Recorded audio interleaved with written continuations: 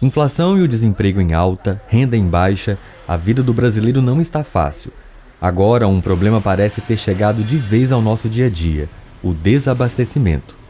A falta de insumos tem afetado a indústria, o que reflete na produção de componentes básicos e também em itens essenciais, como os medicamentos. As farmácias já têm sentido a falta dos produtos e os clientes também. A Ana Luísa passou por apuros para conseguir o remédio ideal para o filho. O meu filho, ele é asmático, então nessa época do ano, geralmente a gente já tem alguns problemas respiratórios com ele e a nossa família já tem histórico disso todos os anos. Esse ano a gente encontrou uma dificuldade maior com os medicamentos por conta de ele ter quase um princípio de pneumonia. O médico receitou um medicamento que a gente não encontrou no mercado, tivemos que retornar ao pronto atendimento para trocar a receita, não encontramos o médico lá na unidade, por conta de ser pronto atendimento, eles têm plantões variados. E foi necessário a gente retornar novamente outro dia para conseguir falar com o próprio pediatra dele e assim conseguir o medicamento. Após a segunda receita que a gente pegou, a gente ainda ficou numa lista de espera durante 2 dias para conseguir o medicamento numa farmácia. Nesta farmácia, na região central da capital, o estoque já está comprometido. São medicamentos de uso infantil, principalmente suspensão de antibióticos, alguns xaropes e pastilhas. A gente compra através da distribuidora, ela não dá nenhuma garantia que vai conseguir isso num curto prazo.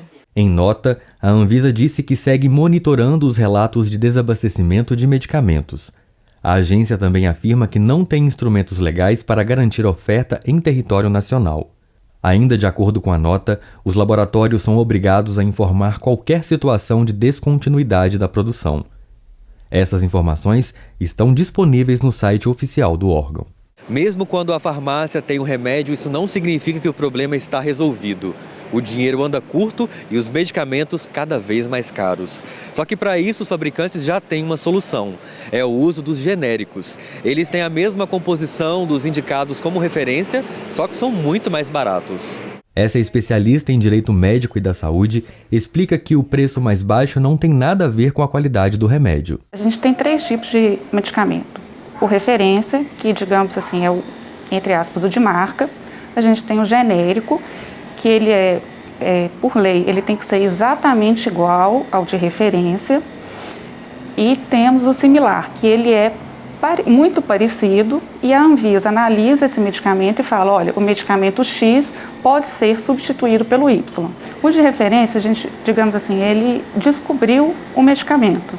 Então ele passou todos aqueles anos investindo em pesquisa, em fórmulas para poder chegar à composição daquele remédio. E o que acontece? Quando quebra-se essa patente, o laboratório pega essa fórmula, produz a fórmula sem ter tido aquele todo investimento lá atrás. Então ele consegue produzir o medicamento de uma forma mais barata. Existe muito preconceito quando se fala em genérico. O uso da palavra ficou popularmente associado a algo inferior.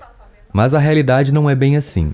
Além de exigir que o laboratório comprove que a composição é a mesma do medicamento de referência, a Anvisa disponibiliza um canal em que é possível que médicos ou clientes façam notificações quanto à eficácia do produto. Se a Anvisa chega à conclusão que aquele remédio não está surtindo o mesmo efeito, ela tira ele de circulação como genérico.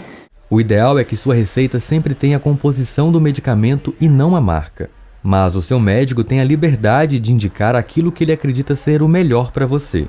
Então ele pode receitar um remédio de um laboratório específico, mas o cliente continua tendo a liberdade de escolha. Tanto o médico quanto o farmacêutico devem informar as outras opções. O farmacêutico vai falar com ele: olha, você tem a opção desse medicamento de referência, você tem a opção do genérico, que pode ser do laboratório A, B ou C. Se tiver a opção do similar, você tem a opção do similar também.